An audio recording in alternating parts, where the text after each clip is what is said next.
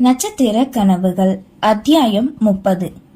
இளந்திரையனின் மனமோ அவன் எடுத்த அலுவலக விடுப்பு முடிந்து அதற்கு மேலும் சென்றுவிட அதனை பற்றி நினைத்தது. இதற்கு மேலும் தாமதிக்க முடியாது, இங்கிருந்து கிளம்பியாக வேண்டும். ஆனால் எப்படி?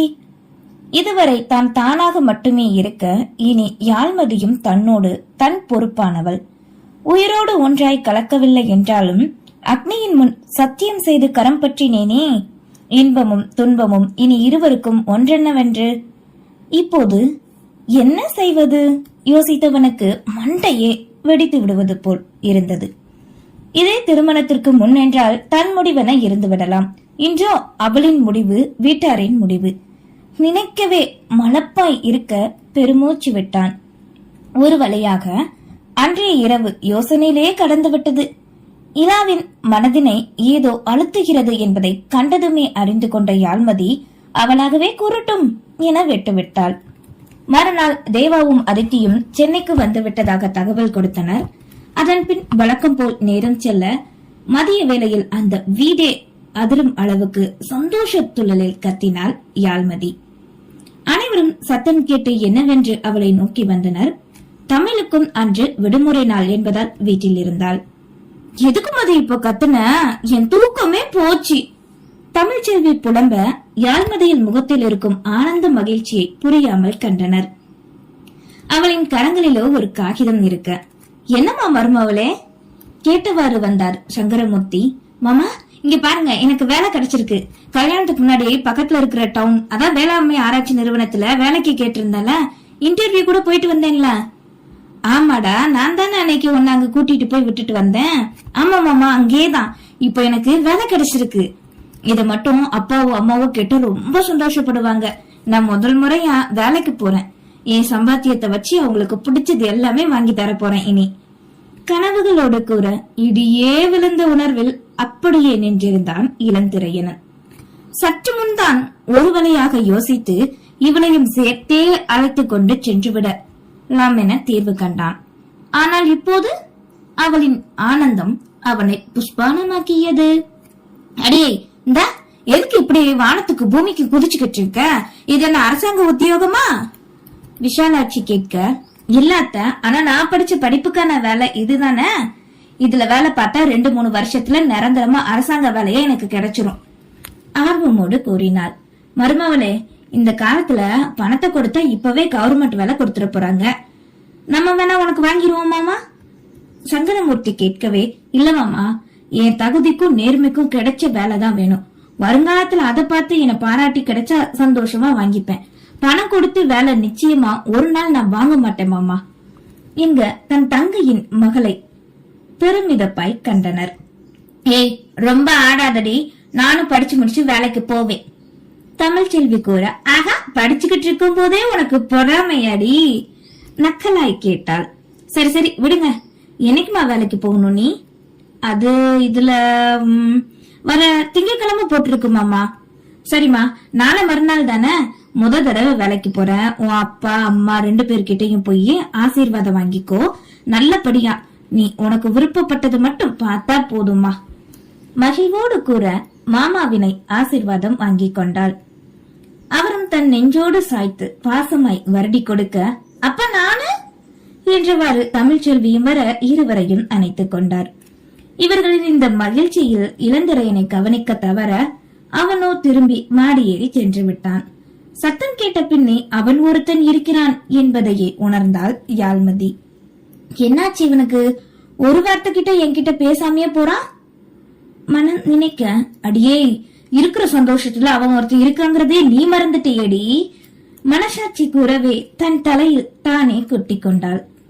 நேற்றிலிருந்து இளந்திரையன் அமைதியாக இருப்பது போன்று தோன்றவே தன் பிரம்மை என நினைத்தவளுக்கு இப்போது சந்தேகம் தோன்றி எதுவும் பிரச்சனையாக இருக்குமோ என்றே எண்ணினாள். என்னடா யோசிக்கிற? ஒன்னும் இல்ல மாமா, நான் போய் அப்பா அம்மா கிட்ட சொல்லிட்டு வந்துடுறேன். சரிடா, பாத்து போமா. இங்க தமிழ்ச்செல்வி தானும் வருகிறேன் என்று கூறவே அவளையும் அழைத்து கொண்டு சென்றாள். விஷாலாட்சி கணவனை பார்த்தவாறே இருக்க, என்னடி என்க, இளையா படிச்சு முடிச்சதும் பொம்பளை பிள்ளை எதுக்கு வேலைக்கு போகணும்னு சொல்லிட்டு உடனே கல்யாணத்தை பண்ணி வச்சுட்டீங்க. ஆனா இப்ப உங்க தங்கச்சி மகன் மட்டும் வேலைக்கு போகலாமோ? கோபமோடு கேட்க, அடியே, நம்ம பிள்ளைக்கும் என் தங்கச்சி பிள்ளைக்கும் வளர்ந்தவளும் ஒன்னாடி.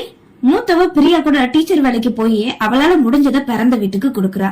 அது மாதிரி இவளும் நினைச்சிருக்கா. கஷ்டப்பட்டு படிக்க வச்சதுக்கு கைமாறு பண்ணணும்னு தான் நினைச்சிருக்க பிள்ளைங்க 2 பேரும். இப்ப ஒன்னும் பிரச்சனை இல்ல, என் தங்கச்சிக்கு நான் செய்ய தயாரா தான் இருக்கேன். ஆனா ஒத்துக்கிடணுமே. ஆமா, ஆனா உனா ஏதாவது காரணம் மட்டும் சொல்லிருங்க. முகத்தில் தாடையை இடித்துக்கொண்டு சென்று விட்டார். கடவுளே, பிள்ளைக சந்தோஷமா இருக்கணும்பா. எப்போதும் வைக்கும் வேண்டுதலையே இப்போதும் வைத்துவிட்டு சென்றார் சங்கரமூர்த்தி. இங்கே நீலகண்டன் மகள் ருத்ரா கூறியதை பற்றி யோசித்தவாறு அமர்ந்திருக்க, உள்ள வரலாமா என்ற கேள்வியில் நிமிர்ந்து காண காவி உடை அணிந்த ஜோசியர் ஒருவர் நின்றிருந்தார். அடடா, வாங்க வாங்க உள்ளக்க. இன்முகமாய் வரவேற்க, ஐயா வர சொல்லியிருந்ததா சொன்னாங்க, என்ன விஷயம்யா? வேற எதுக்கு, நல்ல நாள் பார்க்கத்தான். வலியம்ம, ஏட்டி வலியம்ம, இங்க வா. மனைவியை கத்தி அழைக்க சத்தம் கேட்டு மெல்ல மருமகள் கூட வெளியே வந்து தன்னறை வாசலிலே நின்றாள். எதுக்கு கத்திரீங்க? அட புல்வாப்பட்டி ஜோசியரே, நீங்களா? வாங்க வாங்க. வரவேற்று கணவரிடம் என்னவென்று கேட்க, குடிப்பதற்கு ஏதாவது கொண்டு வந்து கொடுத்து மகனை வருமாறு கூறினார். நீங்க ஒரு நல்ல சுபகாரிய நல்லா பாருங்க ஜோசியரே என்றதும் வேலைக்காரி மோர் கொண்டு வந்து கொடுக்க அதனை வாங்கியவரிடம் கொடுத்து கணவரின் அருகில் அமர்ந்தார் வள்ளியம்மாள். சிறிது நேரத்தில் யோகமித்ரனும் உள்ளே வர, வந்ததும் ஜோசியரையே பார்த்து பார்வையால் அரைவாசலில் நின்றிருந்த மனைவியையும் காண அவளோ எங்கோ பார்வையை வைத்துக் கொண்டாள். வாப்பா வா, பக்கத்துலதான் இருந்தியோ, சீக்கிரம் வந்துட்ட? ஆமாப்பா, என்ன விஷயம்? அது மருமகளுக்கு இது 7ஆம் மாசம்ல வளகாப்பு போட நாள் குறிக்க வர சொல்லியிருந்தேன். இங்க அதனை கேட்ட சபையில் இருந்த மூவருமே அதிர்ந்து விட்டனர். இளையராணியோ கொலவெறியில், சரி என்ன நடக்கிறது பார்க்கலாம் என்ற நினைப்பில் நின்று கொண்டிருந்தாள். என்னங்க, நீங்க வளகாப்பு மருமக வீட்டுல கேட்டு 2 பேரும் முடிவு பண்ணி எடுத்து செய்யணும். நீங்களா இப்படி பண்ண எப்படிங்க? மருமகளுக்கு தான் பிறந்த வீட்டு உறவு அத்து போச்சுல்ல, அது எதுக்கு இப்ப பேசிக்கிட்டு? வாய மூடுடி நீ. நீங்க பாருங்க ஜோசியரே என்றதும் அவரும் பார்க்க ஆரம்பித்தார். வர 18ஆம் தேதி வெள்ளிக்கிழமை காலையில 10 மணில இருந்து 11 மணி வரைக்கும் நல்ல நேரம் இருக்கு. நாளும் அமோகமான நாள், சுபகாரியம் நடத்தினா அம்சமா இருக்கும். அப்படியா? சரி, அப்போ அந்த நாளே வச்சிருவோம். இப்பதானே மாசம் பிறந்திருக்கு, சரியாத்தான் இருக்கும் ஏற்பாடெல்லாம் பண்ண. சரி வலியம்மா, போய் தட்சணை எடுத்துட்டு வா என தன் மனைவியிடம் திரும்பி கூற சரி என எழுந்து சென்றார். சிறிது நேரம் சென்று கொண்டு வந்து கொடுக்க அதனை வாங்கி ஜோசியரிடம் தரவே பணத்தினை பெற்றுக் கொண்டு சென்றார். இப்போது வீட்டார் மட்டுமே இருக்க, அப்பா என்னப்பா இதெல்லாம், ஒரு வார்த்தை கூட கேட்கவே இல்ல. எதிர்க்க தைரியம் இல்லாது மெல்ல கேட்க, எனக்குடா கேட்கணும்? புள்ளத்தாச்சி பிள்ளைக்கு வளகாப்பு போடாம இருக்கணும்னு சொல்றியா? மருமக வயிற்றுல வளர்றது இந்த வீட்டு வாரிசு, இந்த வீட்டுல இருந்துதான் நம்ம தான் செய்யணும். அன்னைக்கே தெளிவா சொல்லியாச்சுல, புகுந்த வீடுதான் முக்கியம் இருந்ததுக்கு அப்புறம் பிறந்த வீட்டு நினைப்பு நீ வரவே கூடாதடா. என்னென்ன வேணுமோ செய்யணுமோ அதை சரியா கிடைக்கும் உன் பொண்டாட்டிக்கு இங்க கூறிவிட்டு அரைவாசலில் நின்ற மருமகளையும் ஒரு பார்வை பார்த்து விட்டு சென்றார். உங்க அப்பா சொன்னது கேட்டது தானே? வளகாப்பு நம்ம வைக்கிறது, அவ வீட்டாளுக யாரும் வரக்கூடாது, தெரியவும் கூடாதுடா இந்த விஷயம். அதையும் மீறி வந்து நின்னா அப்புறம் மருமகளே அன்னைக்கு பட்ட அவமானதான் நடக்கும் மறுபடியும் என தன் பங்குக்கும் வள்ளியம்மாளும் கூறி சென்றுவிட, எரிகின்ற நெருப்பில் எண்ணெயை ஊற்றியது போலே கொதித்துக் கொண்டிருந்தாள் இளையராணி. கொதித்து என்ன பயன்? யாரிடம் காட்ட முடியும்? கண்ணீர் மட்டுமே வெளியேறியது. பட்டண கதவினை மூடி உள்ளே சென்று விட புத்தன சோஃபாவில் அமர்ந்தான் யோகமித்ரன். என்ன வாழ்க்கடா இது! எரிச்சலில் அவன் இருக்க உள்ளே அழுத்து கரைந்தாள். தன் வீட்டு வாரிசு என அவர்கள் கூறுவதை கேட்டு கேட்டு அப்படி ஒரு வெறுப்பு. தன் குழந்தையின் மீதே தன் உதிரம், ஆனால் தனக்கு சொந்தமில்லை என்பார்கள் போலயே. விட்டால் இந்த நேரத்தில் இந்த நாளில் தான் குழந்தை பெத்துக்கொடு என்று கூட கூறுவார்கள் போலயே. என்ன வாழ்க்கடா இது! கணவனை போன்றே எண்ணியவளுக்கும் நொடியில் சலைக்க ஆரம்பித்தது. இரவில் ஹாலில் அமர்ந்திருந்த சங்கரமூர்த்தியிடம் தேவா சிறிது நேரம் பேச, அதன் பின் சம்பந்தியான பசுபதி வரவேற்பினை பற்றி பேசினார். சம்பந்தி, அடுத்த வாரம் நேர்ல சொல்ல வரோம், அதுக்கு முன்னாடி பத்திரிக்கை வரவேற்பு தேதி எல்லாம் உங்களுக்கு பிடிச்சிருக்கான்னு பார்த்து சொல்லுங்க. பக்கத்துல யார் இருக்கா உங்க மொபைலுக்கு நான் அனுப்ப சொல்றேன் என்றதும் எல்லா பிள்ளைகளும் விருப்பம் போல உங்களுக்கு பிடிச்சிருந்தா போதும், இருந்தாலும் ஒரு தடவை நீங்களும் பார்த்து சொல்லுங்க சம்பந்தி என்றதும் அருகில் இருந்த தமிழ்ச்செல்வியை கூறவே அவளின் கைபேசியிற்கு வாட்ஸ்அப்பில் அனுப்பினர்.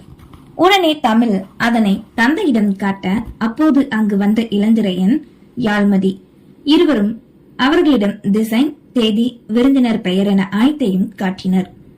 18ஆம் தேதி வெள்ளிக்கிழமையா? சங்கரமூர்த்தி அதனை பார்த்து கேட்க, ஆமா சம்பந்தி, 2-3 நாளுக்கு முன்னாடியே வந்துடணும் எல்லாரும். நான் வரேன், அது வந்து நேர்ல எல்லாத்தையும் அழைச்சாதான் மரியாதையா இருக்கும். ஒரு வார்த்தை முதல்ல சொல்லிடணும்ல, அதுக்குதான் இப்ப கால் பண்ணேன். கண்டிப்பா முன்னவே வந்துடுறோம் எல்லாரும். தேவா மருமகளோட சந்தோஷத்தை பார்க்காம இருப்போமா நாங்க என கூறி இன்னும் சிறிது நேரம் பேசிவிட்டு வைத்தார். தன் மகளுக்கும் அதே நாளில் வளகாப்பு, அதுவும் தாங்கள் முன்னிருந்து செய்ய வேண்டியதை தெரியாது இருந்தார் சங்கரமூர்த்தி.